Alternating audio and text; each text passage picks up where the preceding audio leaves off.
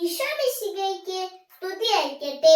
December 25 ലോകം മുഴുവൻ Christmas ആഘോഷിക്കുന്ന ദിവസം. എന്താണ് ഈ ക്രിസ്മസ്?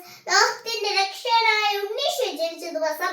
അതെ, ബെത്ലഹേമിൽ ഒരു കൊച്ചു കാലിത്തൊഴുത്തിൽ മറിയത്തിന്റെയും ജോസഫിന്റെയും മകനായാണ് ഉണ്ണീശോ ജനിച്ചത്.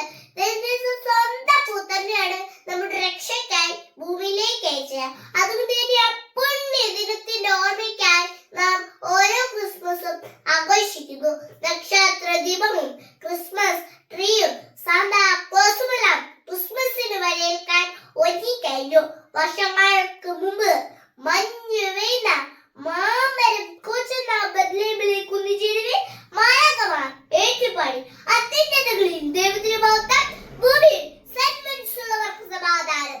ദാവീദിന്റെ പട്ടണത്തിൽ നിങ്ങൾക്കായി ഒരു രക്ഷകൻ കർത്താവായ ക്രിസ്തു ഇന്ന് ജനിച്ചിരിക്കുന്നു എന്നാണ്. ഭൗതിക നേട്ടങ്ങൾ ഒരുപാട് നേടിയിട്ടും മനുഷ്യൻ ഇന്ന് ഏകനാണ്, അസ്വസ്ഥനാണ്, സന്തോഷം പറ്റിപ്പോകുന്നു.